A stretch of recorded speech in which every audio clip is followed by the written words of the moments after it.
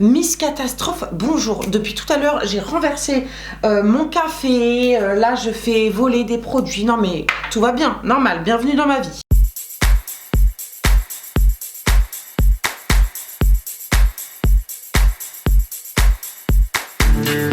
Hola YouTube, bienvenue sur la chaîne Grain de Beauté. Aujourd'hui, je vous retrouve pour une vidéo à l'ancienne, un truc de dingue. Je vais vous parler des produits maquillage que j'ai terminés. Je vais vous donner mon avis, vous dire si oui ou non ça vaut le coup et si oui ou non je vais les racheter. Si ce type de vidéo vous intéresse encore, eh bien let's go, c'est parti. On va essayer de pas trop s'étaler parce que en vrai j'en ai marre de ma gueule au montage. Donc, let's go. Et je vous présente les deux fonds de teint de ma life. Ici, c'est le fond de teint que j'utilise en été. C'est la teinte 3WO, le Dior Backstage. Je crois que je vous en avais fait une revue crash test pour vous dire ce que j'en pensais vraiment sur plusieurs heures, etc. Donc, si je la retrouve, je vous la mets dans le petit i. Allez voir ce que ça donne. Je le trouve confortable, imperceptible. Il vient homogénéiser et unifier le teint. Tout en transparence. Bref, pour moi il est juste génial, mais en vrai aussi bien en été que en hiver. Ici c'est le Huda Beauty, le comment il s'appelle celui-là déjà, le faux filter Hide Cover Cream Foundation. J'ai la teinte 220N Custard. Personnellement, je n'ai pas vu la différence entre l'ancienne formule et la nouvelle. Et en termes de tenue, de rendu, de tout ça, j'aime toujours la nouvelle formule de ce fond de teint. Donc c'est vraiment mon fond de teint de l'hiver. Je le porte aujourd'hui. C'est vrai qu'il a une excellente couvrance et une excellente tenue pour un côté invisible, non, mais imperceptible.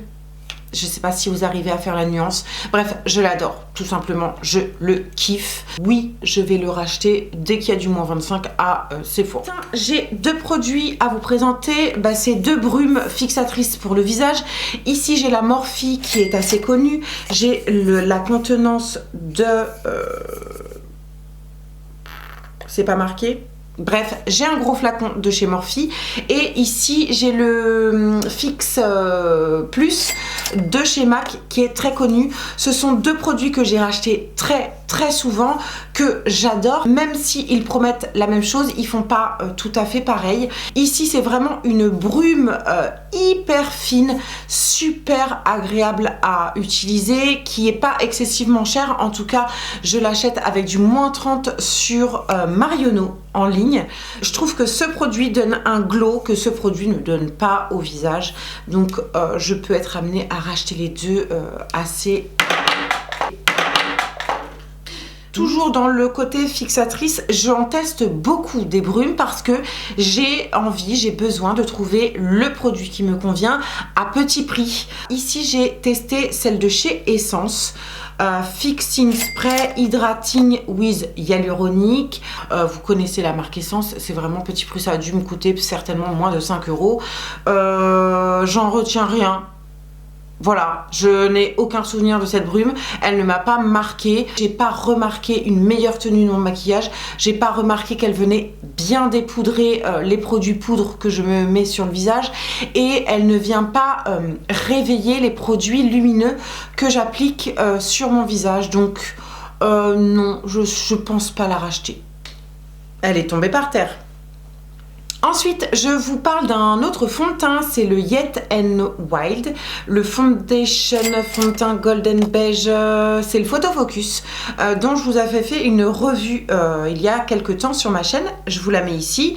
C'est un produit que j'adore et que je rachète, c'est d'ailleurs, je trouve, un bon équivalent pour un prix très différent. Celui-ci, je l'avais acheté avec du moins 25 chez Sephora. Je trouve qu'ils sont vachement ressemblants et celui-ci, je crois qu'il me coûte 7 € en grande surface. Donc voilà, si vous n'avez pas le budget pour vous acheter celui de Huda Beauty sur les coups de 30 €, eh bien franchement, testez le Wet n Wild parce que je l'ai racheté très récemment d'ailleurs. Personnellement, j'ai la teinte beige doré. C'est un flacon de 30 ml et c'est un produit d'une excellente qualité, d'une très bonne tenue. J'ai même acheté la version Dewy lumineuse.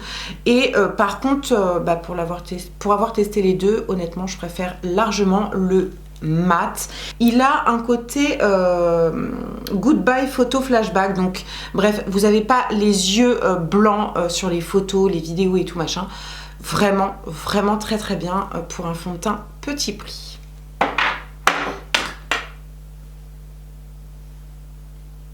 Donc toujours dans les produits teints, j'ai testé pour vous une poudre compacte fixante. C'est la Brighten Up, la Banana Powder de la marque Essence. Ça m'a duré une plombe et demie ce truc, un truc de ouf. Donc ce que j'attends d'une poudre compacte ou libre, j'attends que ça vienne fixer effectivement, que ça ne me donne pas cet aspect poudre placardeux là sous l'œil, et surtout que ça ne vient pas ternir mon anti-cerne, et ça c'est compliqué. Je l'ai longtemps utilisé en binôme, en alternance pardon, avec la Laura Mercier qui coûte une blinde et demie, et pour le coup elle fait parfaitement l'affaire pour moins de 5 € quoi. Donc pourquoi aller claquer des thunes lorsque des produits comme ça sont nickel. Ensuite on passe toujours à un produit, pourquoi j'ai mis ça là-dedans moi? Ensuite, je vous présente deux mascaras que j'ai fini par terminer. Un de chez L'Oréal, c'est le Effet Papillon qu'on trouve uniquement en ligne, et le Flash Sensationnel Waterproof de chez Maybelline. Je sais pas pourquoi, mais la marque Maybelline, je la déteste. Je n'accroche pas du tout. Il y a plein de produits que j'ai envie de tester parce qu'il y a des bons avis, mais il y a un blocage face à cette marque, je sais pas pourquoi. Je dis ça alors que je suis en train de vous présenter un produit que j'aime beaucoup. Teubé. Ce sont deux mascaras avec une brosse en silicone, et j'avoue que je préfère les brosses en silicone que les brosses avec des poils synthétiques ou naturels, parce que je trouve qu'à la fin du mascara, les poils naturels ont tendance à être collés entre eux. Et voilà, vous n'avez pas cet effet-là avec les poils synthétiques. Et mon préf de toute ma vie, de toute ma life, c'est celui-ci. Je le rachète en permanence, je le conseille à tout le monde, je l'adore, ma fille l'adore, bref, c'est une valeur sûre pour moi, donc voilà. Mais en ce moment, j'ai envie de tester d'autres produits pour avoir d'autres effets, tout simplement. Ce qui m'a amené à acheter celui-ci, version normale et version waterproof. Et aussi bien moi et ma fille, on l'adore. Je vous conseille toujours de prendre la version waterproof parce que effectivement, parfois sur certains mascaras vous vous retrouvez avec des résidus noirs au niveau du cerne, et c'est pas ce qu'on veut. Et voilà, ma fille le remarque quasiment systématiquement, moi un peu moins. On termine cette vidéo avec deux produits pour les yeux. Ici je vous présente un produit, c'est un feutre sourcil de chez Kiko, c'est le numéro 2. Je l'ai racheté, j'ai du backup et je l'adore. Bizarrement, j'accroche de moins en moins avec cette marque. J'y ai travaillé, il faut le savoir, et c'était la pire expérience de ma life, alors que je pensais que c'était la meilleure parce que j'adore travailler avec du maquillage et j'adore la clientèle maquillage. Mais alors, l'entreprise, maman, une catastrophe. Bref, on s'en fout. Il y a très très peu de produits de chez Kiko que j'aime beaucoup, et c'est l'un des produits que je rachète continuellement parce que je le trouve très pratique, très efficace, petit prix.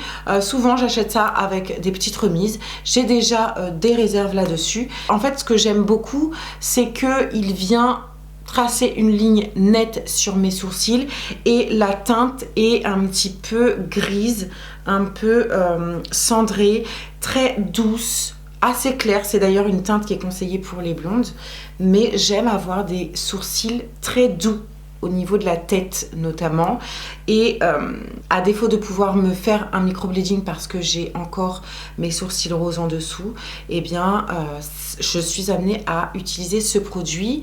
Et comme je n'aime pas suivre la tendance sourcils du moment, c'est-à-dire les gros sourcils en broussailles et avec les cheveux en l'air, vous avez compris. Moi j'aime les sourcils à l'ancienne, plutôt fins, plutôt droits. Voilà, en ce moment je change un petit peu de forme de sourcil. J'adapte en fait mon sourcil, pas à la tendance mais à l'envie du moment. En ce moment j'ai tendance à relever un petit peu la queue de sourcil pour me donner un effet un petit peu plus lifté, c'est un grand mot, mais plus œil étiré, œil de chat, œil ouvert.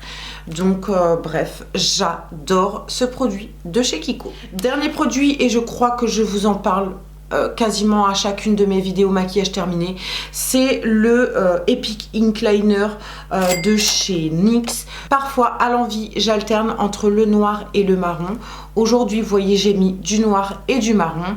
Clairement c'est mon produit liner chouchou qui n'a pas encore été détrôné. Si vous trouvez moins cher et aussi bon que ça, je vous attends. Et me donnez pas des produits qui sont introuvables en France, genre. Voilà, parce que j'aurais la flemme d'aller commander à Babelwed et voilà. Donc je vous attends dans les coms. Voilà YouTube, j'ai terminé avec cette vidéo produit make-up terminée. J'espère que mon avis vous a été utile. En ce moment, je recherche vraiment pas mal de produits make-up, soins et cheveux. Donc n'hésitez pas à venir dans les coms me donner vos produits chouchous. Franchement, j'ai envie de tester. En ce moment, je suis en pleine phase de test. Donc voilà, je vous embrasse. N'oubliez pas de vous abonner à ma chaîne pour me faire plaisir, pour me donner de la force et pour m'encourager. Ça fait toujours grave plaisir.